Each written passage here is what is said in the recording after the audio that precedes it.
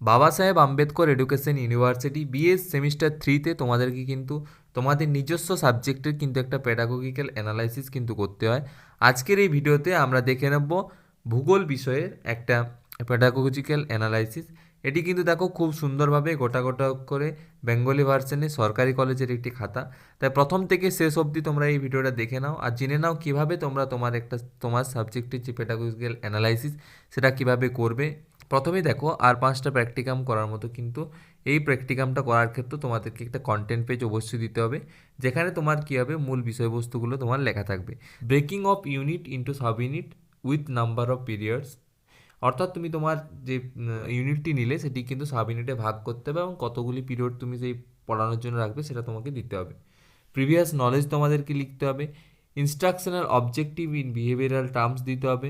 Sub unit wise concept দিতে হবে। Teaching learning strategy কী কী use করছো সেটা দিতে হবে। কোন কোন টিচিং এইডস ইউজ করছো সেটা দিতে হবে। এবং সবশেষে কিন্তু তোমাদেরকে ব্লু প্রিন্ট বানাতে হবে এবং ক্রাইটেরিয়া রেফারেন্স টেস্টের জন্য বিভিন্ন আইটেম তোমাদেরকে তৈরি করতে হবে। সবটাই কিন্তু এই ভিডিওতে করা আছে, অর্থাৎ প্রথম থেকে পুরোটা কিন্তু ভালোভাবে শুনে নাও। তাহলে দেখো প্যাডাগোজি অ্যানালাইসিস করার প্রথমেই তোমাদেরকে তোমার নাম লিখতে হবে, তোমার যে রোল নাম্বার সেটা লিখতে হবে।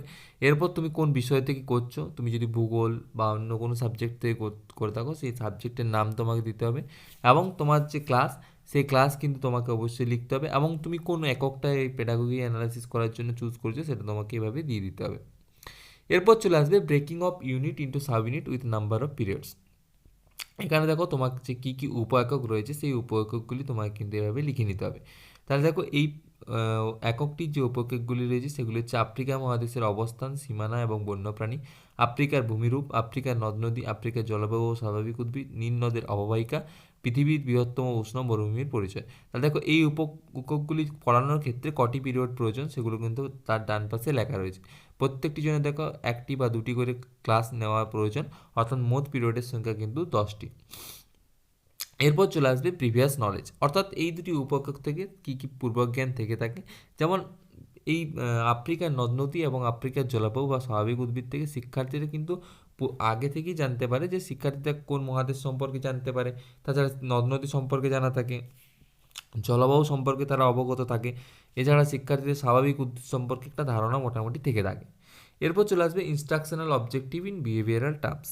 এখানে দেখো আমরা সকলে জানি যে বৌদ্ধিক মাত্রা 4টে হয়ে থাকে এবং প্রজ্ঞামূলক মাত্রা কিন্তু 6টা হয়ে থাকে। এই প্রজ্ঞামূলক মাত্রাকে আমরা কী কী বলি? Remembering, understanding, applying, analysing, evaluating, creating. হ্যাঁ, তাহলে এই যে 6টা ডোমেন, সেই তোমাকে কিন্তু প্রত্যেকটা বৌদ্ধিক মাত্রার জন্য কিন্তু এই 6টা প্রজ্ঞামূলক মাত্রা থেকে কোশ্চেন করতে হবে। প্রথমে দেখো তথ্যগত যে বৌদ্ধিক মাত্রা রয়েছে তার জন্য কিন্তু রিমেম্বারিং থেকে দুটো কোশ্চেন এভাবে লিখতে হবে, আন্ডারস্ট্যান্ডিং থেকে এভাবে দুটো কোশ্চেন লিখে নিতে হবে, অ্যাপ্লাইং থেকে তোমাদেরকে এভাবে কোশ্চেন লিখে নিতে হবে, তারপর অ্যানালাইজিং থেকে তোমাদেরকে দুটো কোশ্চেন লিখতে হবে, ইভ্যালুয়েটিং থেকে তোমাদেরকে দুটো কোশ্চেন লিখতে হবে এবং ক্রিয়েটিং থেকে তোমাদেরকে দুটো কোশ্চেন কিন্তু লিখতে হবে। এরপর দেখো তথ্যগত ধারণা তোমরা 6টা ডোমেন থেকে লিখে নিলে, তারপর তোমরা চলে আসবে ধারণাগত। ধারণাগতর ক্ষেত্রেও কিন্তু তোমাদেরকে একইভাবে remembering, understanding, applying, analysing, evaluating and creating, এই 6টা ডোমেন থেকেই কিন্তু তোমাদেরকে দুটো দুটো করে কোশ্চেন কিন্তু বানাতে হবে তোমার এই ইউনিটটি থেকে। তারপর দেখো পদ্ধতিগত যে মাত্রা রয়েছে সেখানেও কিন্তু একইভাবে কিন্তু তোমাদেরকে এভাবে লিখতে হবে। তো তোমাদের সুবিধার্থে আমি আর এটা পড়ে শোনাচ্ছি না, তোমরা এখান থেকে কিন্তু চাইলে হেল্প নিতে পারো। বা দেখো খুব সুন্দরভাবে কিন্তু গোটা গোটা করে বেঙ্গলি ভার্সনে এটা দেওয়া রয়েছে। এরপর অধিজ্ঞান, সেই মাত্রা থেকেও তোমাদেরকে কিন্তু সেই 6টা ডোমেন ধরে ধরে কোশ্চেন কিন্তু তোমাদেরকে এখান থেকে লিখে নিতে হবে। আশা করি এটা তোমরা লিখে নিতে পারবে। এরপর চলে আসবে সাবমিনিট ওয়াইজ যে কনসেপ্ট সেটা কিন্তু তোমাদেরকে লিখতে হবে। তাহলে আফ্রিকা মহাদেশের যে সাবমিনিটের যে কনসেপ্ট নদ নদী, সেই নদ নদী সম্পর্কে তোমাদেরকে কিছুটা লিখতে হবে, যে কোন নদী কত দীর্ঘ সেগুলো তোমরা এভাবে লিখে নেবে। নীল নদ সম্পর্কে একটু কিছু লিখতে হবে।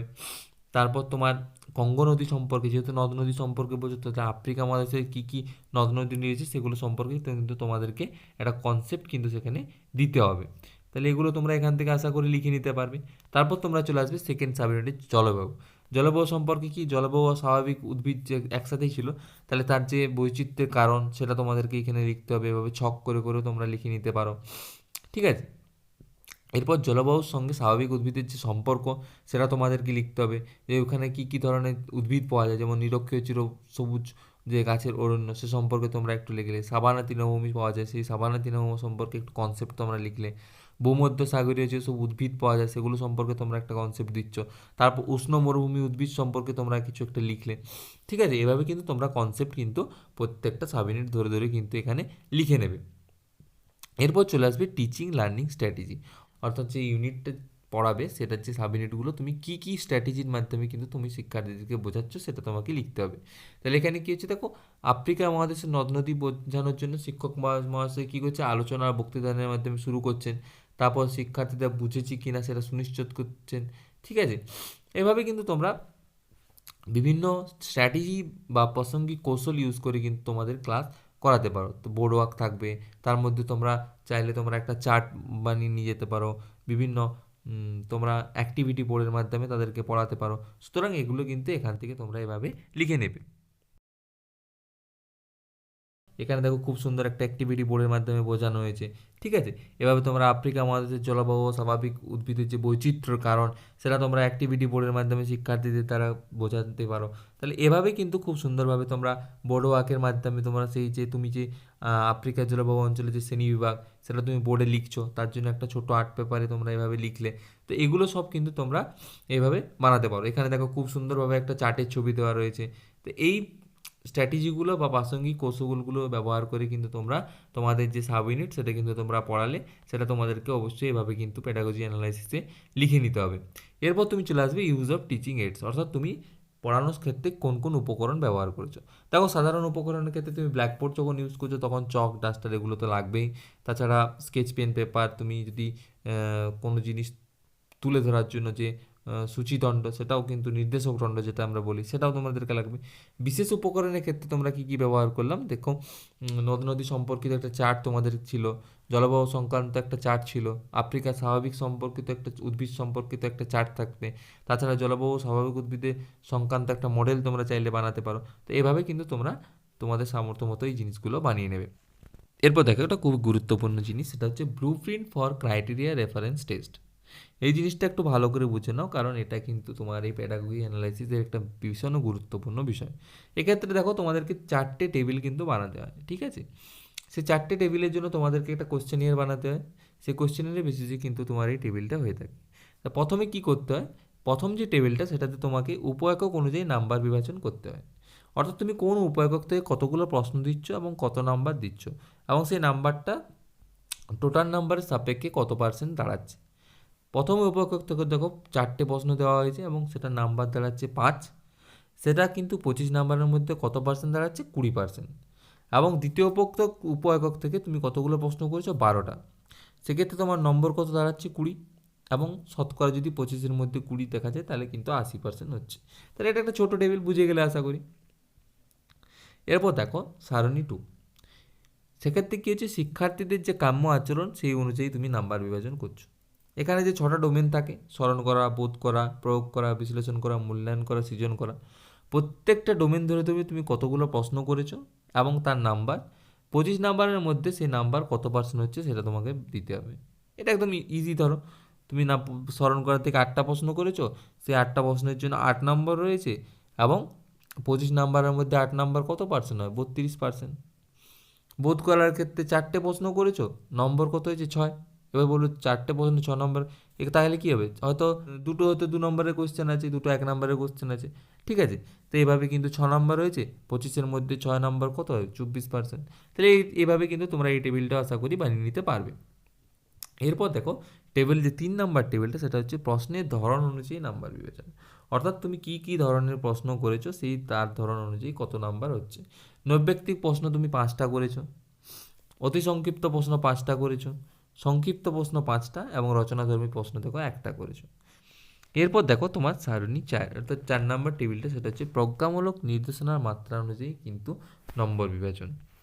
আচরণগত উদ্দেশ্য অনুযায়ী কিন্তু একটা টেবিল হলো। এবার কিন্তু প্রজ্ঞামূলক ক্ষেত্র, অর্থাৎ 4টে যে ডোমেন, তথ্যগত, ধারণাগত, পদ্ধতিগত, অধিজ্ঞানগত, সেই 4টে ডোমেন থেকে তুমি কতগুলো প্রশ্ন করেছো এবং কত নাম্বারের প্রশ্ন করেছো, তার ওই নাম্বারটা 25 নাম্বারের মধ্যে কত পার্সেন্ট হচ্ছে সেটা তোমাকে এভাবে লিখে নিতে হবে। তো এগুলো আশা করি লিখে নিতে পারবে, এগুলো খুব ইজি একটা বিষয়। তারপর তোমাদেরকে যে মেন টেবিলটা বানাতে হবে সেটা কিন্তু একটু ভালোভাবে তোমাদেরকে বুঝে নিতে হবে। তার আগে কিন্তু দেখো এই টেবিলটা বানানোর ক্ষেত্রে তোমাদেরকে কিন্তু দেখো উপরে আচরণগত মাত্রা দেওয়া রয়েছে, ডান দিকে দেখো উপ একক দেওয়া রয়েছে, সেই দুটো উপ একক থেকে তুমি কতগুলো প্রশ্ন করেছো, 4টে ডোমেন ধরে ধরে তথ্যগত, ধারণাগত, পদ্ধতিগত ও বিজ্ঞানগত। প্রত্যেকটা সাব ইউনিটের জন্য কিন্তু এভাবে 4টে 4টে করে কিন্তু ডোমেন রয়েছে। এরপর দেখো ডান পাশে যদি তুমি দেখো আচরণগত মাত্রার নিচে কিন্তু 6টা ডোমেন রয়েছে, ঠিক আছে। এবং সবশেষে দেখো মোট নাম্বার এবং শতকরা নাম্বার তুমি কত দিয়েছো সেটা কিন্তু তোমাকে এখানে পুট করতে চাই। তাহলে উপরে যে টেবিলগুলো বানালে সেই টেবিলের বেসিসে কিন্তু এখানে কিন্তু দেখো নাম্বারটা পুট করে যাচ্ছে, এবং টোটাল নাম্বার কিন্তু এখানে দেখো 25 নাম্বার, শতকরা কিন্তু 100% আসছে। এই 25 নাম্বার কিন্তু মোট নাম্বার এদিক থেকেও, মোট নাম্বার এদিক থেকেও, দুদিক থেকেই ক্যালকুলেট করে 25 হতে হবে। তথ্যগতের ক্ষেত্রে দেখো তুমি কটা কোশ্চেন করছো, 2টা কোশ্চেন নো ব্যক্তিকে আছে এবং 2 দিয়ে 1 করে রেখেছো। তাহলে এভাবে কিন্তু এই টেবিলটা একটু বানাতে হয়, এটা একটু ভালোভাবে বুঝিয়ে নিও, তাহলে কিন্তু আরামসে করতে পারবে। এরপর এই যে জিনিসটা, এই অভিজ্ঞপত্র যার উপর ভিত্তি করে তুমি এই টেবিলগুলো বানালে সেটা কিন্তু তোমাদেরকে এভাবে বানাতে হবে। দেখো এখানে অভিজ্ঞাপত্রটি ভূগোলে সপ্তম শ্রেণীর পূর্ণমান 25, যে কোশ্চেনগুলি তুমি করেছো সেগুলি কিন্তু তুমি ওখানে বিভিন্ন টেবিলে কিন্তু পুট করেছো, অর্থাৎ এগুলো ভালো করে বুঝে নাও। তাহলে দেখো অভিজ্ঞাপত্রটি তৈরি করার জন্য প্রথমে তোমাকে বিষয়ের নাম দিতে হবে, শ্রেণী দিতে হবে, পূর্ণমান এবং সময় কতক্ষণ দিচ্ছ সেটা তোমাকে লিখে নিতে হবে। তারপর তুমি সঠিক উত্তরটি নির্বাচন করো। সেক্ষেত্রে কী লিখেছো তুমি, এই কোশ্চেনগুলি করেছো যে সঠিক উত্তর নির্বাচন করো, এগুলি 1 নম্বরের কোশ্চেন 5টি। তারপর তুমি কি দিলে অতি সংক্ষিপ্ত প্রশ্নাবলী, সেগুলোতে কটা দিয়েছো 5টা। তাহলে কত, 5 5 10 নম্বর তোমার এখানে হয়ে গেল। তারপর তুমি দিয়েছো সংক্ষিপ্ত উত্তর ভিত্তিক প্রশ্নাবলী, সেক্ষেত্রে তুমি কটা কোশ্চেন করতে বলেছো, 5টা কোশ্চেন করতে বলেছো, 2 নম্বর অর্থাৎ 10 নম্বর। তারপর তুমি চলে আসবে রচনাধর্মী প্রশ্ন উত্তর, সেখানে দেখো একটা কোশ্চেন দেওয়া রয়েছে এবং সেটার মার্কস রয়েছে 5। তাহলে এই 25 নাম্বারের যে কোশ্চেনটি তুমি বানালে সেই কোশ্চেনের ভিত্তিতে কিন্তু দেখো তুমি সেই কোশ্চেনগুলিকে কিন্তু এখানে পুট করেছো এবং প্রত্যেকটা টেবিল ধরে ধরেই কিন্তু তুমি সেখানে লিখেছো। তাহলে এই ছিল আজকের এই পেডাগোগি অ্যানালাইসিস। আশা করি তোমরা এর থেকে অনেকটা হেল্প পাবে। এই ধরনের ভিডিও পাওয়ার জন্য কিন্তু অবশ্যই চ্যানেলটা একটা সাবস্ক্রাইব করো।